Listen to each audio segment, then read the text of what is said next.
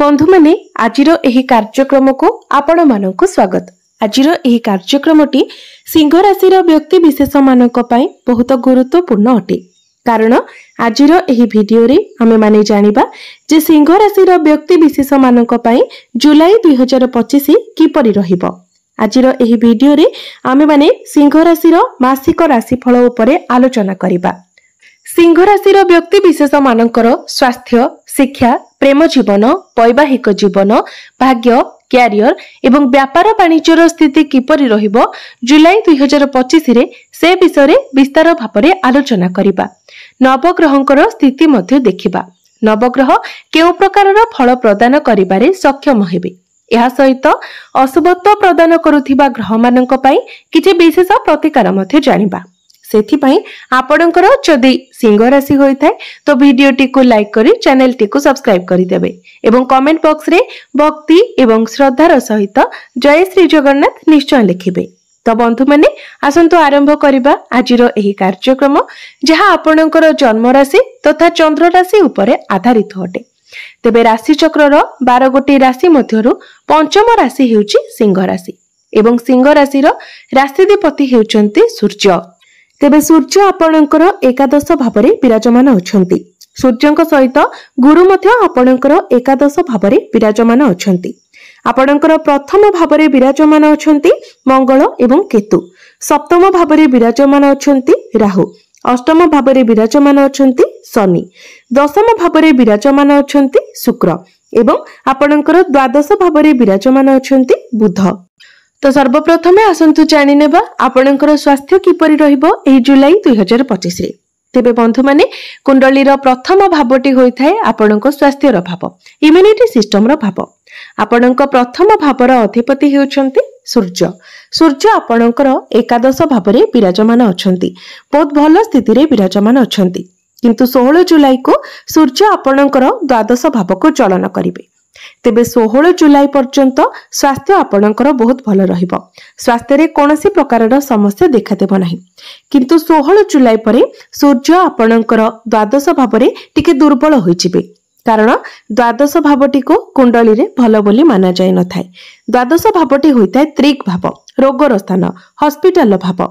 तो सूर्य जतेबेले आपणकर द्वादश भावरे गोचर करिवे सेतेबेले आपणको टिके आपणक स्वास्थ्यर ध्यान रखिबाको पड़िबो।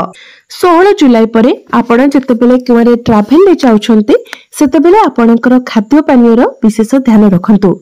किंतु 16 जुलाई पूर्वरु स्वास्थ्य आपणकर बहुत भल रहिबो।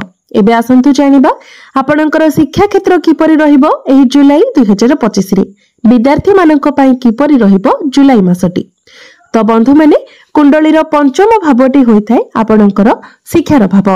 आपणक पंचम भावर अधिपति हेउछन्ती देवगुरु बृहस्पति। गुरु आपणकर एकादश भावरे विराजमान अछन्ती एवं सप्तम दृष्टि रे गुरु आपणकर पंचम भाव को देखुछन्ती, निजर स्वराशि को देखुछन्ती।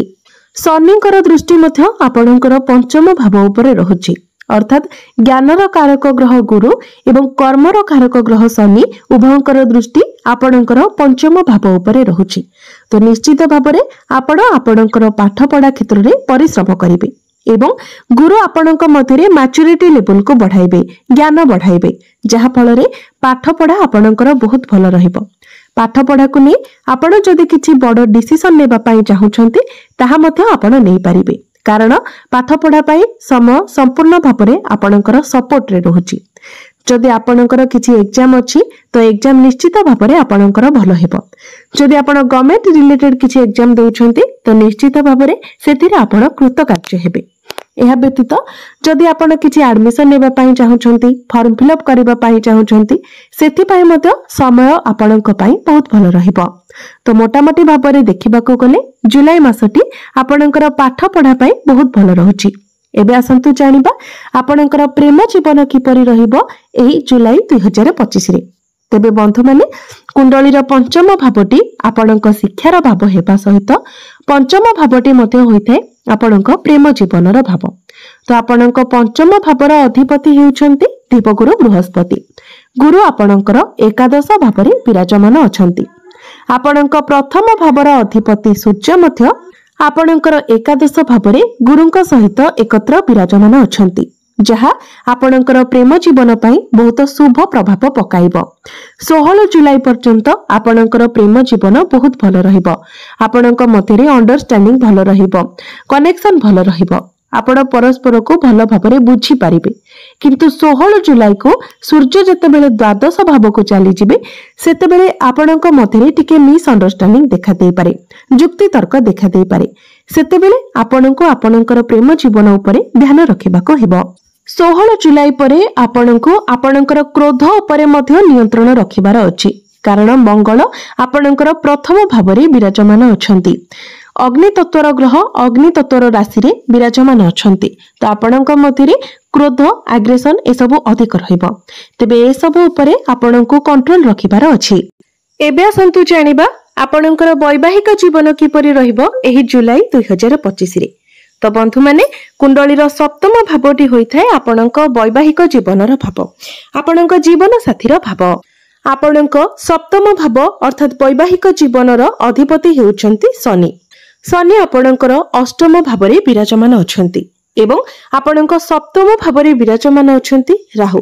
तो दुईटी पक्ष को देखिबा को गले एहा आपणकर वैवाहिक जीवन को शुभ परिणाम देउ नाही, कारण प्रथमे तो सप्तम भावर अधिपति शनि आपणकर अष्टम भावरे विराजमान अछंती।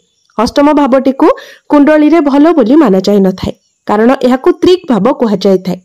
एहा व्यतीत आपणक सप्तम भावरे पापी ग्रह राहु विराजमान अछंती।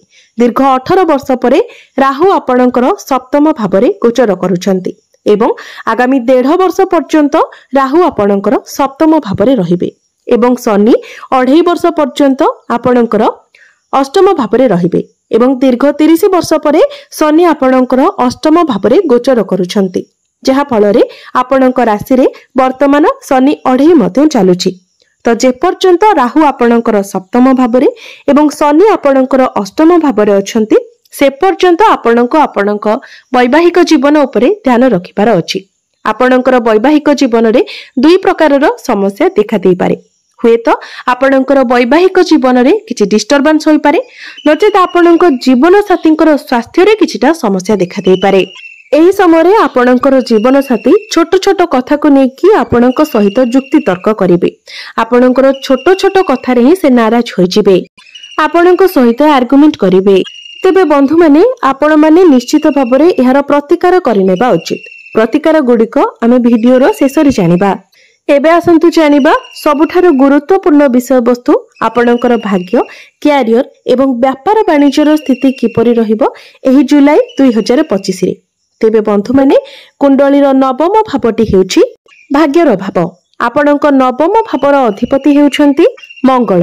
मंगल आपणकर प्रथम भावरे विराजमान अछंती, बहुत भलो स्थिति रे विराजमान अछंती। तो निश्चित भावरे आपणको आपणक भाग्यर सपोर्ट मिलिबो। मंगल आपणकर चतुर्थ भावर मध्य अधिपति अटंती। चतुर्थ भावटी होइथाय समस्त प्रकारर सुखर भाव। तो निश्चित भावरे एही समय मध्यरे अर्थात जुलाई मासरे आपण प्रॉपर्टी रिलेटेड किछि डील करि पारंती, किछि बड़ जिनिस आपण किणा किणी करि पारंती। एहा व्यतीत आपण जदि एही जुलाई मासरे किछि बड़ कामर आरंभ करंती, किछि बड़ डिसिजन नियंती, कोनोसी बड़ इन्वेस्टमेंट करंती, सेथिरे मध्य आपणको लाभ मिलिबो। किंतु मन रखिबे आपणकर जेहेतु शनि 2.5 चलीछि, तेणु आपणको जन्म कुंडली रे शनिकर स्थिति भल रहिबा उचित। कारण जदि आपणक कुंडली रे शनिकर स्थिति बहुत भल थिबो तो एही समय मध्यरे प्रत्येक क्षेत्र रे आपणको सफलता मिलिबो। किंतु जदि आपणक निजर जन्म कुंडली रे शनिकर स्थिति खराब थिबो तो आपण निजर कुंडली को एनालिसिस कराय नियंतु। कारण जदि शनिकर स्थिति खराब थाए तो प्रत्येक क्षेत्र रे आपणको बाधा विघ्नर सामना करबाको पड़िबो, बहुत अधिक स्ट्रगल करबाको पड़िबो। एबे आसंतु जानिबा आपणकर कार्यक्षेत्र आपणकर क्यारियर किपरि रहिबो एही जुलाई 2025 रे। तो बंधु माने कुंडलीर दशम भावटी होइथाय आपणक क्यारियर भाव, कार्यक्षेत्रर भाव। आपणकर दशम भावर अधिपति हेउछंती शुक्र एवं शुक्र आपणकर दशम भावरे ही विराजमान अछंती एवं मालव्य राजयोगर निर्माण करूछंती। तो निश्चित भावरे कार्यक्षेत्र रे आपणकर प्रमोशन हेबो, क्यारियर रे आपणकर ग्रोथ हेबो, आपण निजर क्यारियर रे उन्नति करिवे एवं जो मानक निकटरे कोनोसी चाकरी नाही सेमाननको चाकरी मिलिबार मत बहुत अधिक संभावना रहुचे। सेथिपाई आपण निज तरफरु चेष्टा जारी रखंतु। तो क्यारियर आपणकर जुलाई मासरे बहुत भलो रहिबो। बिजनेस रो कथा जदि कहिबा बिजनेस मध्ये आपणकर भलो रहिबो, किंतु बिजनेस रे आपणकर टिके अधिक खर्च हेबो, तेबे आय मध्ये आपणकर ठीक ठाक रहिबो। एबे आसंतु जानिबा किछि प्रतिकार विषय रे। जो प्रतिकार गुड़िक करबा द्वारा आपनको अधिक मात्रा रे शुभ फल प्राप्ति हेबो एवं जहा किछि अशुभत्व रहउछि से गुड़िक खंडन होइजिबो। सेथिपाई प्रत्येक दिन आपण सूर्यंकर बीज मंत्र 108 थर जप करंतु एवं प्रत्येक दिन आपण उदित सूर्य को तंबा पात्र रे जलार्घ्य अर्पण करंतु। प्रत्येक दिन आपण हनुमान चालीसार पाठ करंतु। आपणक राशि रे जेतु शनि ओढ़ई चलीछि तो शनिकर दुष्प्रभाव को कम करबा पई आपण प्रत्येक दिन शनिकर बीज मंत्र मध्य 108 थर जप करंतु। निश्चित भाव रे आपणको अधिक मात्रा रे शुभ फल प्राप्ति हेबो एवं जहा किछि अशुभत्व रहउछि से गुड़िक मध्य खंडन होइजिबो। तो बंधु माने आपणकर जीवन मंगलमय हेउ, एहा ही ईश्वरक निकट रे मोर प्रार्थना। धन्यवाद।